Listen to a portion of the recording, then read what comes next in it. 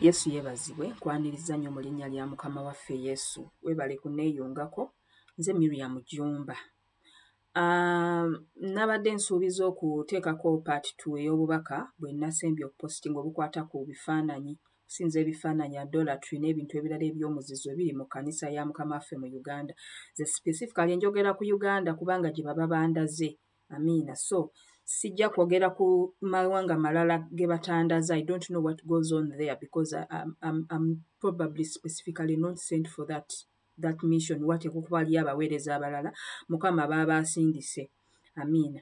Kale message eno video sigenda gipostinga ey'okubiri, ngenda sooka mpiseewo obubaka buno lwa nsonga bwongera okuexpandinga, bwongera okutangaaza ku nsonga eno.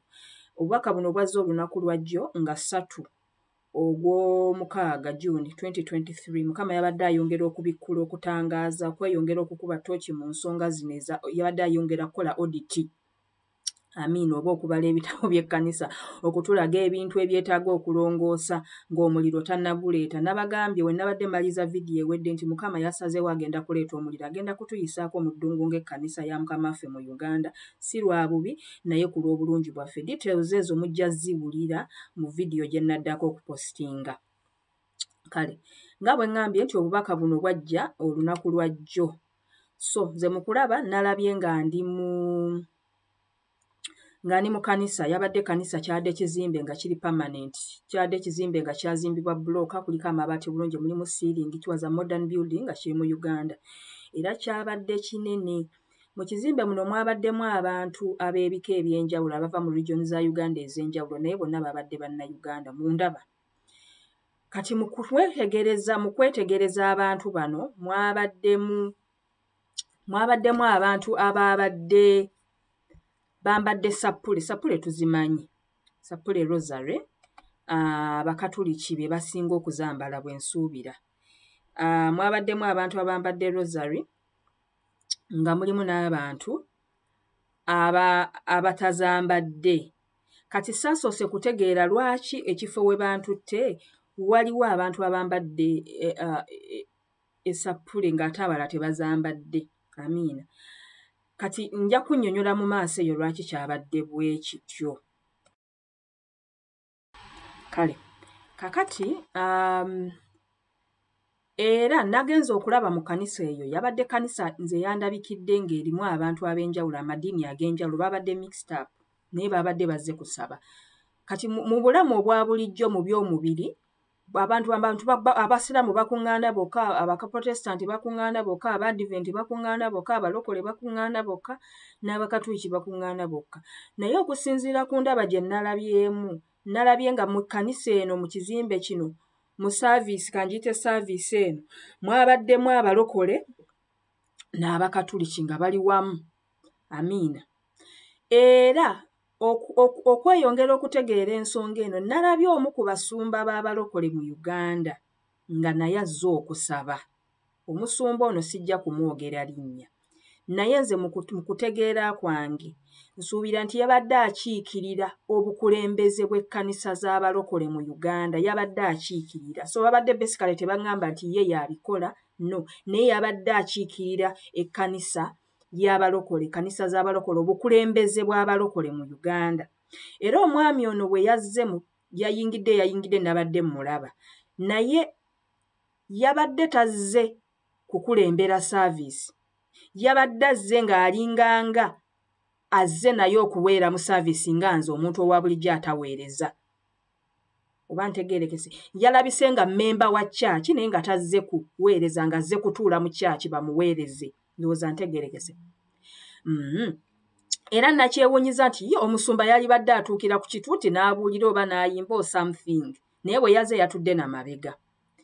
Kakati nagenze okwetegereza ng'omuntu eyabadde akulembera saaviisi eno, nkyagiyita saaviisi naye nja kukyusa erinnya mu maaso awo, nagenze okulaba ng'omusajja ayingira. Mumanyi procession gye bayita procession oba bakiyita batya mu Luganda?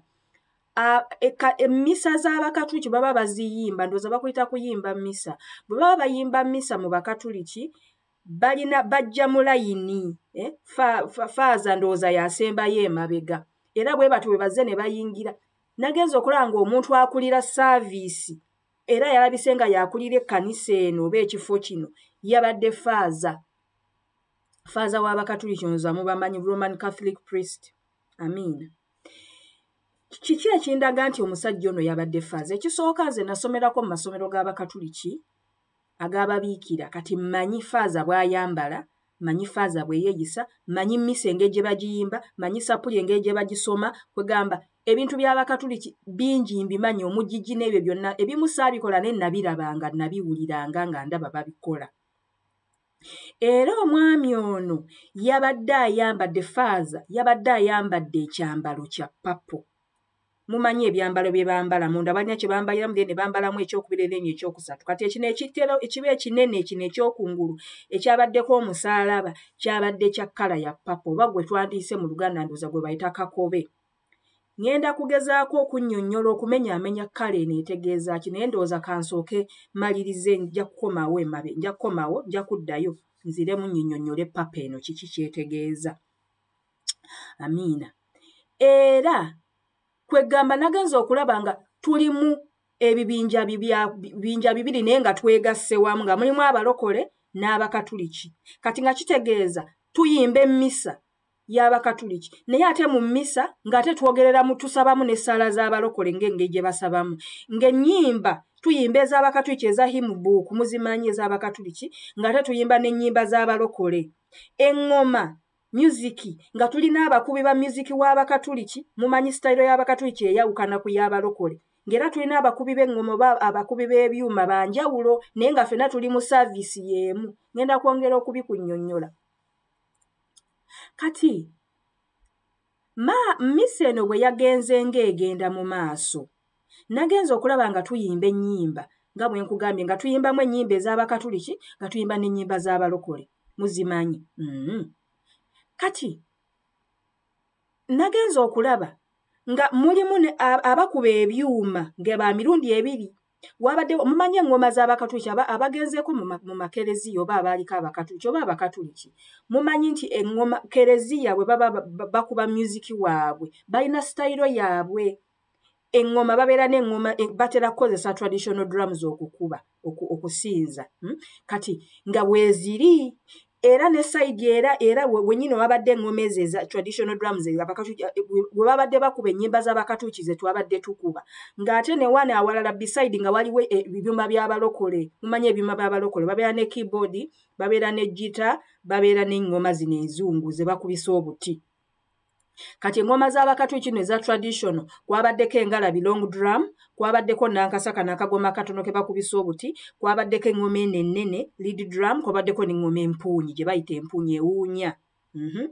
Era nzijjukira bulungi nti mu saaviisi nagenza okutunula ng'ekifo ky'omuntu eyabadde alina okukuba eŋŋoma ewuunya gye balina okukozesa okuwuunya oba nkyogere ntya mu Luzungu nga taliiwo yadde taliiwo. Kati ne bampita ne bambuza omanyi okuwuunya eŋŋoma ne mbagamba mmanyi kuba nazikubako. Nakubako eŋŋoma z'abalokole nzimanyi, nakubako eŋŋoma z'Abakatuliki kati nzimanyi.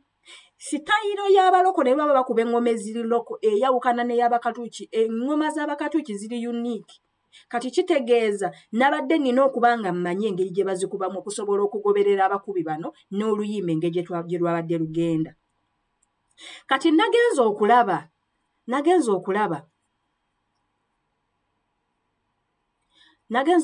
nga buli we twayimbye ng'oluyimba lw'Abakatuliki nengezaako okukuba eŋŋoma n'omukono gwange ogwa left ogwa kkono nga sisobola. Neesanze nga nkuba sitayiro y'abalokole oba ntegeerekese. Jjukira eŋŋoma woba okuba eŋŋoma ewuunya okubisa mukono gumu tokubisa mikono ebiri.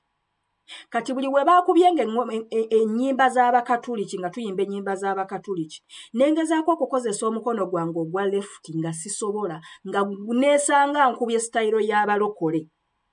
Buli we twagezezzaako ng'okukuba ennyimba z'abalokole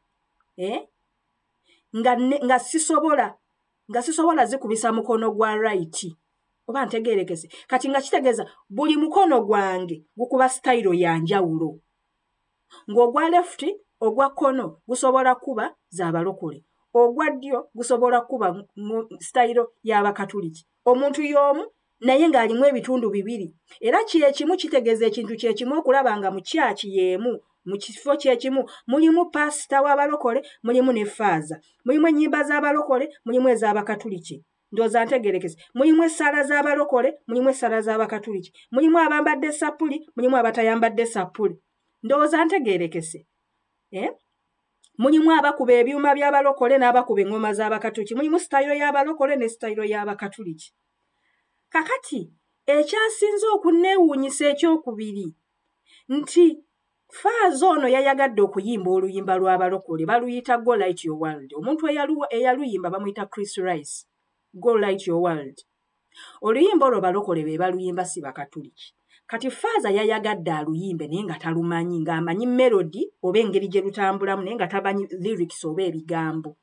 Kati bwe yatandise okuluyimba ne bimulema n'alaba omukyala eyabadde amuddiddeko awo ku sayidi ng'amanyi odduyimba ebigambo ng'abimanyi n'amuwa omuzindalo omukyala akulembere. Nga bwe nkugambye music yabadde w'amadiini abiri oba nzikiriza bbiri. Nkimanyi obulokole si ddiini nangigiise nzikiriza naye kankozese ekyo ekigambo kisobole okubitegeera. Oba ntegeerekese. Kati ekizibu we kyabadde nti tetwabadde na projector mu kifo ekyo kulaba bigambo kubifolowinga kuyimba ng'ebigambo bye tuyimba tubiraba tubisobola okubisoma ne tubiyimba.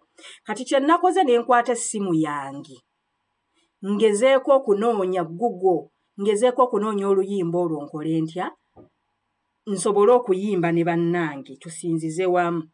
Nagenza okutunuulira essimu yange ng'essimu yange nayo nga mulimu essimu ziri bbiri nga baazigatta mu ssimu emu. Kankinnyonnyole ekituufu mu byaddala ddala nina essimu bbiri. Nina essimu eya Tekino yenkadde era nkadde ndooza nagigula mu 220 nkadde mbadde sikyagikozesa na nnyo just ngiteeka mu buteesi line nina bye nasitowalingako bye saagala kukola ki kuggyako naye si gye nkozese era sitera nnyo tambula nayo. Amiina. Kati nina essimu empya gye naakagula omwaka guno guwedde nga guggwako nagula essimu empya eya iPhone. Ndowooza olaba nina Tekino nina iPhone. Kati bwe nasiseeyo essimu mu nsawo yange mbunkebere ebigambo by'oluyimba obwa Go Light the World olwa Chris Rice nagenza okulaba ng'essimu housing nga ya Tekino housing ng'ebwerera ogiraba Tekino essimu yange enkadde naye ng'ate bw'ogibikkula bw'oti munda ng'ate mulimu iPhone.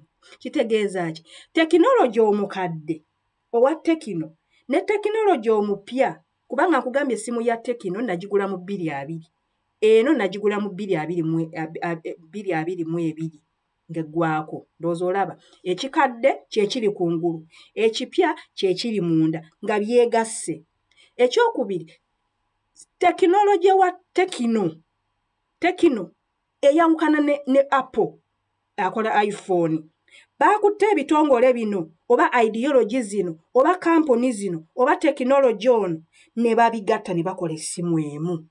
Era bwe nasiseeyo essimu yange kungulu nkugambye nga kuliko Tekino naye ate munda nga mulimu ki mulimu iPhone. Kati nagenza okugezaako okugibikula essimu yange ya Tekino bwe mba ngiggula nkozesa pattern mugimanyako k'okuba kalinga kafaananyi k'okuba n'okuconnectinga buddooti.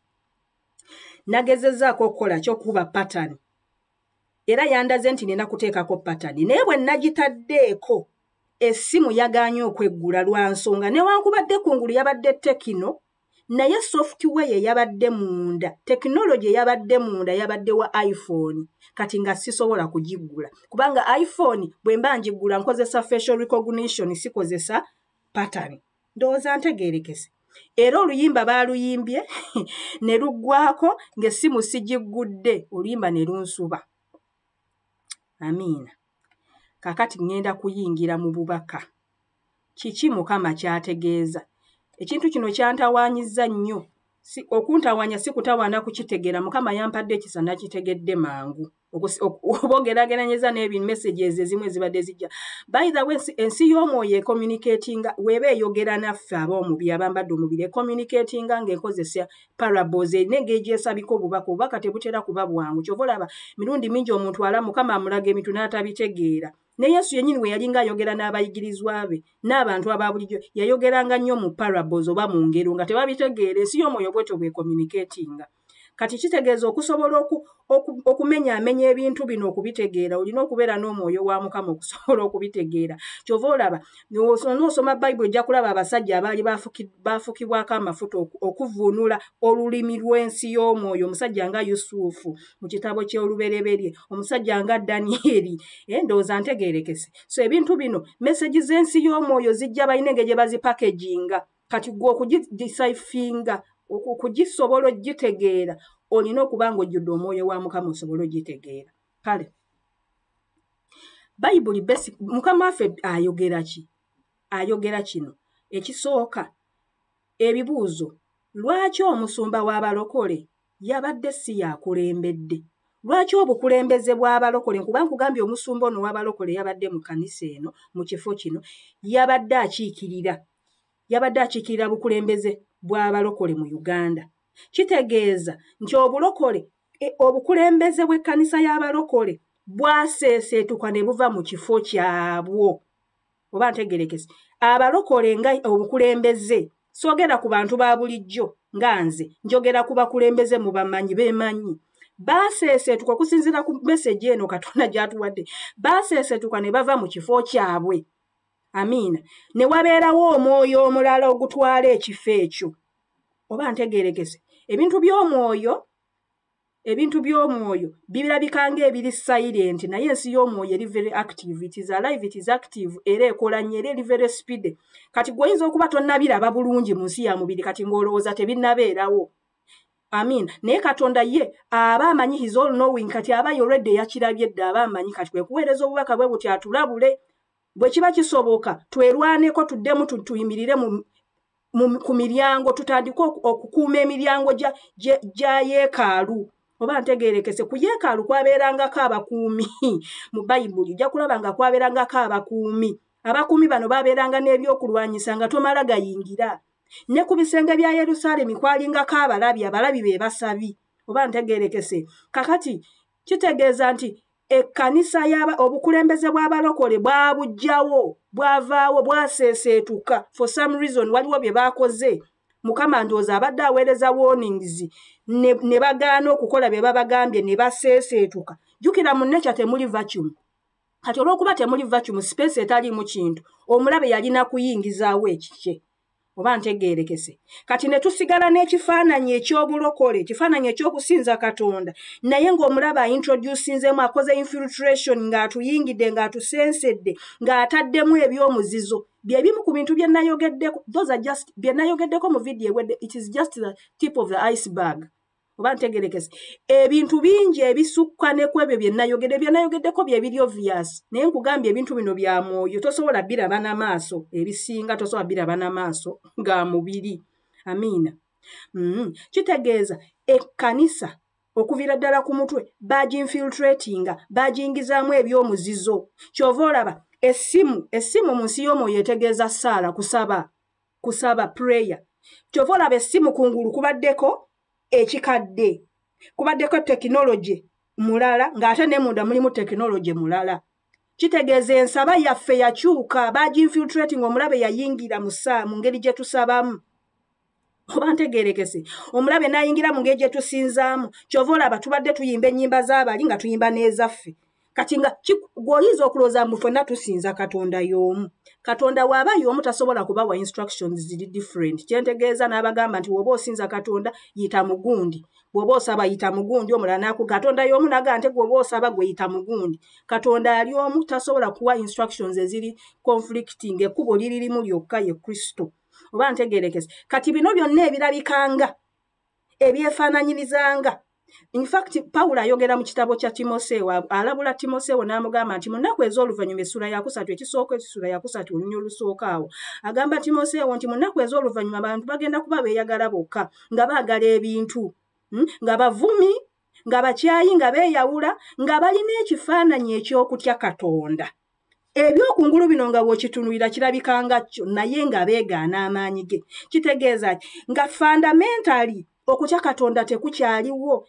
nga gwotunulira olaba ekkanisa yes ng'olaba n'okusinza kweko naye kusinzira ku Mukama galubindi z'ataddeko n'alaba kyalaba ye alaba birala alaba twegasse n'ensi eri gye twava ate twegasse nabo ekkanisa basically efumbiddwa ensi okusinzira ku Bayibuli ekkanisa erina kufumbirwa Kristo yekka amin kitegeeza kitwayenda twava ku Mukama waffe ku baffe ne twefumbiza ensi kyova olaba ensi yatuyingira tusinzanga bo nga tusinzaamuko ebyaffe birabikanga naye ate nga tulina n'ebirala bye twetisse oba ntegerekese era ekimu ku bintu ebyasinze okuntabula lwaki omusajja ono omusumba yabadde atudde ng'abantu abalala nga nze kubanga yabadde mukulembeze yali badde akulembera service kitegeeza yaseesetuka n'ava mu kifo kye he was just standing by he sold his birthright yatunda ekifo kye mu Katonda olw'ebintu ebiggwawo he sold his birthright his place to obtain corruptible gain. He sold his birthright for a morsel of food. Nga bw'olaba Esawu we yatunda obusika bwe n'abuguza Yakobo olw'okuba yali ayagala omugoyo. Amiina.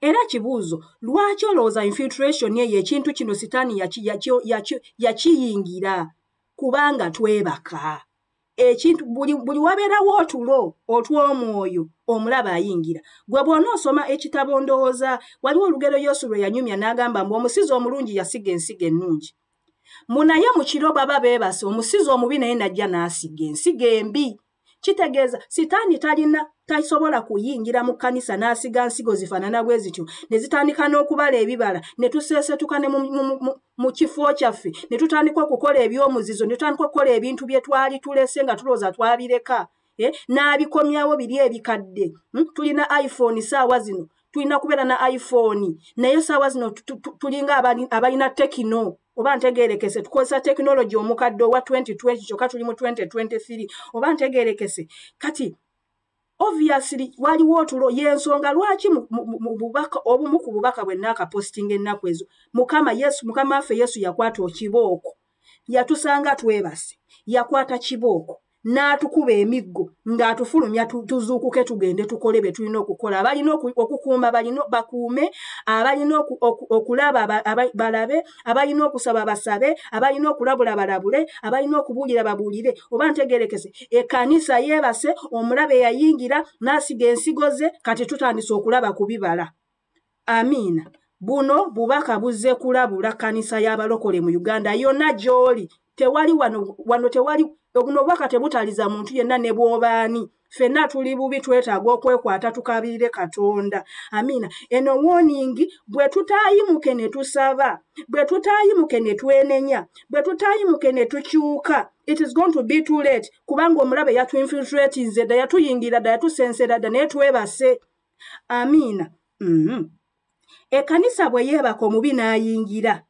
nkyogedde bwe yayingira n'atandika okukompromisinga n'atandika okukyusakyusa ne tutandika okwekiriranya ne kino tukireete kasita nakyo kiringa ekikola amiina omanyi standard ya Katonda tezikyuka kati abantu bano bo batwe bakola bagamba bwe mugamba bwe muti muba musosola okitega temulina kwagala kwa Katonda alina standard Katonda gwe tuyita okwagala naye alina byakyawa ate abikugamba nti kino si kyagala kino nkikyawa amiina kati bannaye abakulembeze b'ekkanisa y'abalokole bwe mubaddala nga mutya Katonda nga mukola Katonda byayagala mutandika okubina ku principles za Bayibuli mutandika okugamba abantu amazima muleke okubasiga akazigo oba badduke amiina amazima ge gagenda okutaasa abantu buli mulokole yenna gy'oli nkusaba oyimuke oddeyo mu butuukirivu gwe musingi gwa Bayibuli va ku bibyo va ku byenfuna va mu kunoonya ebyamagero gyagenda nabyo mu Geyeena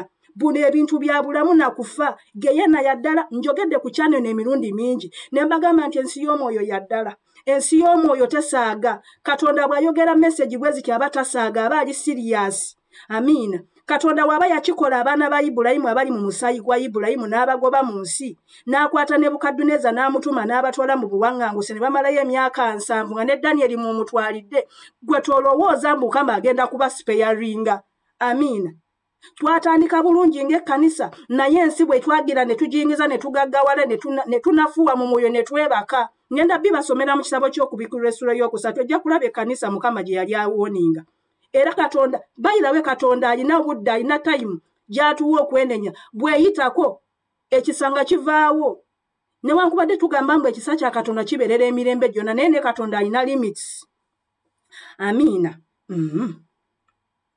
Kaneeyongereyo. Kakati njagadde nnyo nsooke nnyinnyonnyole ekyambalo kino ekya papo kitegeeza ki. Kakati bw'osoma ebyafaayo lwaki omusajja ono yabadde ayambadde ekyambalo kya kakobe era kyantawaanyizza nnyo okutegeera naye Mukama yampadde ekisa. Ekyambalo kino ekya papo kitegeeza kino.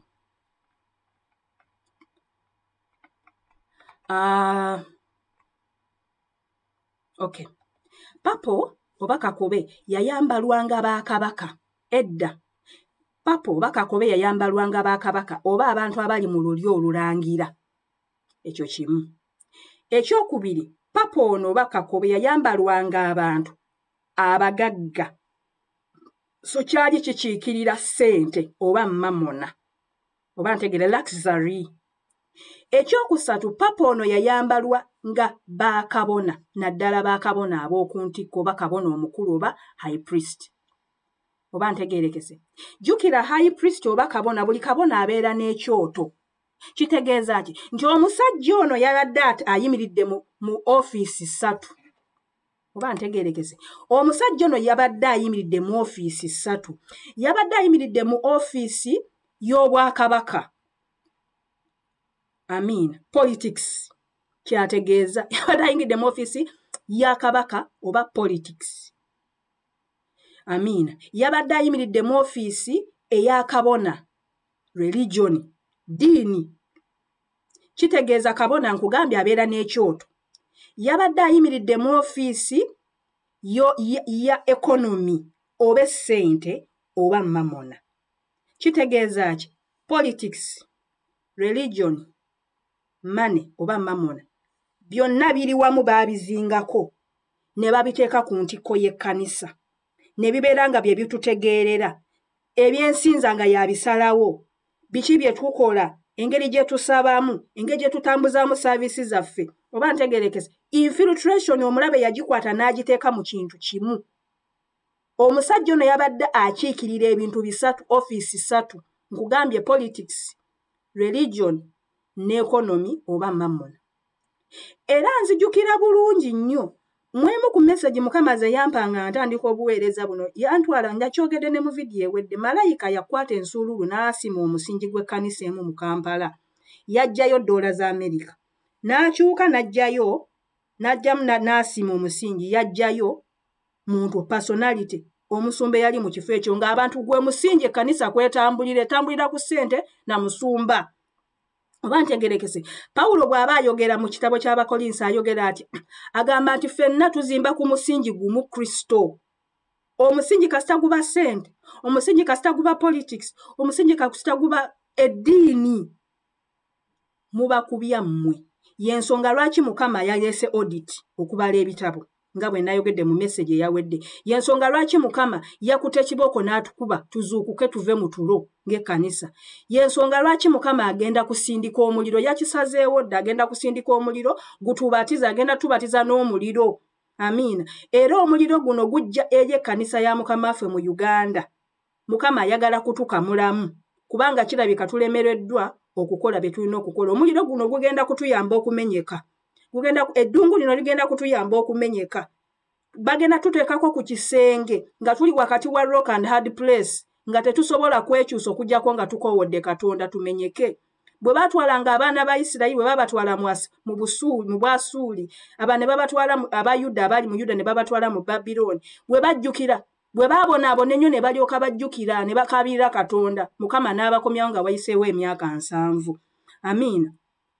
So ekigambo kino ekigambo Bukatuliki nze si ku baddiini yonna. What I'm saying nze njogera Mukama kyambikkulidde. Amiina. Buno obubaka mbagambye bugenda eri kkanisa ya Mukama waffe mu Uganda. Abasumba b'abalokole abakulembeze b'ekkanisa ya Uganda mu balokole muwulirize message eno mukole kye mulina okukola. Buli omu adde mu kifo kye. Abalina okukuuma emiryango gy'ekkanisa bagikuuma. Omulabe yagiyingira dda.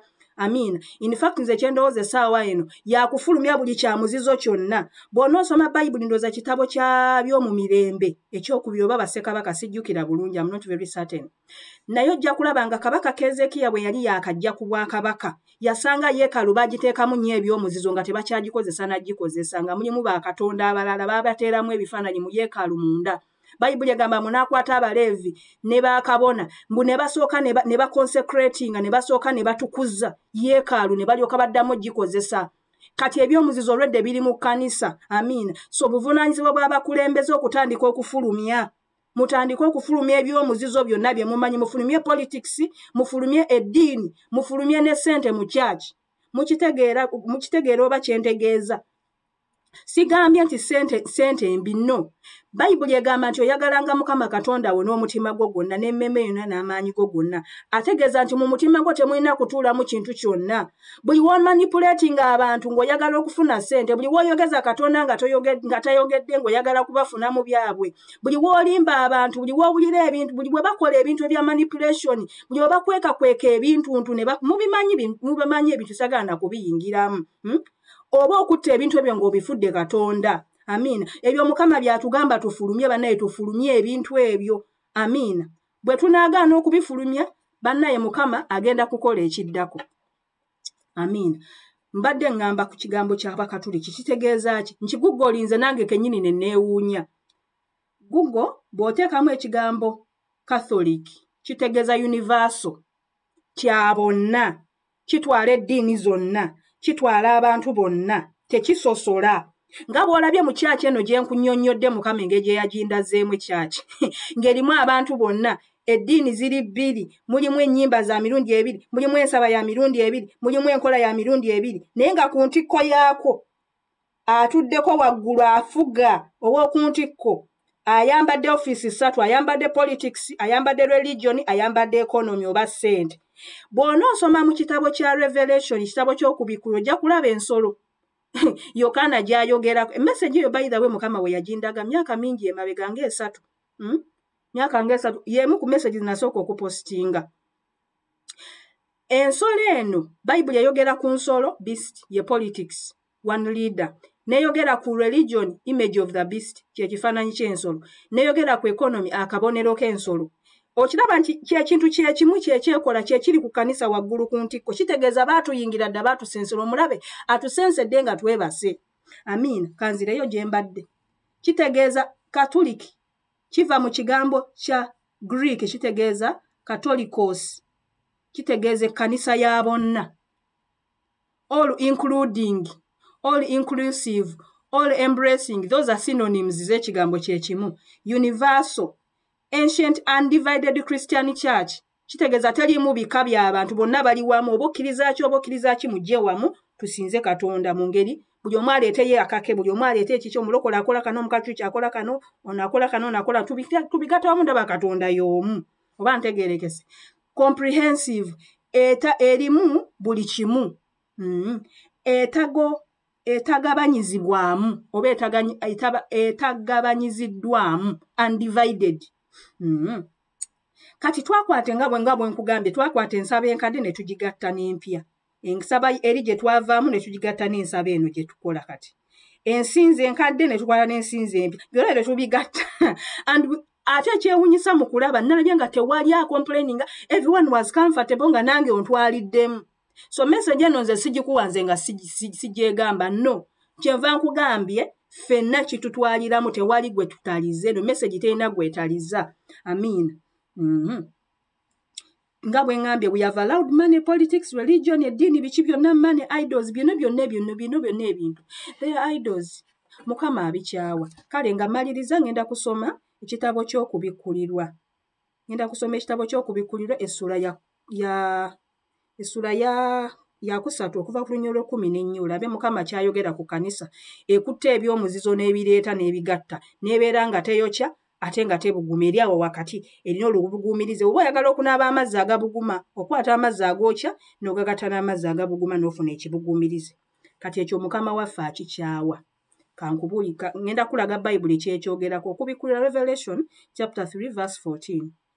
Eri malayika w'ekkanisa ey'omu Lewodikiya wandiika nti, bw'ati bw'ayogera oyo Amiina omujulirwa omwesigwa era ow'amazima olubereberye olw'okutonda kwa Katonda nti manyi ebikolwa byo byonna, manyi ebikolwa byo nga tonnyogoga so tobuguma. Okola kino ekyabali n'okola n'ekikyo n'obigatta n'obibuguumiriza n'obeerawo ng'olowooza oli mu Katonda naye ng'oli mu bibyo naye ng'akuliko akutuddeko waggulu. Akutuddeko waggulu za foreign god muli mu kifaananyi. Amiina. Manyi ebikolwa byo nga tonyogoga ate so tobuguma. Waakiri obe ng'onnyogoga oba ng'obuguma. Mukama basically atugamba choose. Bwe muba mwagala kugenda mu ddiini, mugende mu ddiini eby'abalokole eby'obulokozi mubiveeko. Bwe muba mwagala kusigala mu bulokozi, mubeere mu bulokole eddiini mugiveeko. Muba mwagala kugenda mu ddiini, mubeere mu ddiini obulokozi mubuveeko temubigatta basically kyagamba. Ekigere ekimu Bayibuli egamba etya nti tosobola kuweereza bakama abo babiri. Tosobola kubeera ne bakama abo babiri. Omu ojja kumwagala omulala omunyoome. Tosobola kwagala Katonda oyagale ne Mammon. Oba ntegerekese. Londako kimu. So omuliro guno Mukama lwaki aguleeta Mukama ayagala tusengejje. Amiina. Abantu ababadde mu kintu nga bakyerimbika mu bwerimbisi badde ebbali. Abantu ababadde bali mu kintu nga bali mu kintu ekyaddala nabo basigalemu. Oba ntegerekese Mukama agenda kutandika okutusengejja. Impurities zino zigenda kuvaamu. Bwe kityo kubanga olina ekibuguumirize so tonyogoga so tobuguma ndikusesema mu kamwa kange. Ekkanisa ebuguumirira, ekkanisa ereeta ebyomuzizo, ekkanisa egaana okwenenya, abakulembeze abawulira obubaka bwe buti ne babusuula ebbali nga balowooza nga balindayo nabbi omunene ayiikako amafuta balyoke bawulire kye babagambye, zibasanze kubanga Mukama agambye. Bwe kityo kubanga olina ekibuguumirize so tonyogoga so tobuguma ndikusesema mu kamwa kange.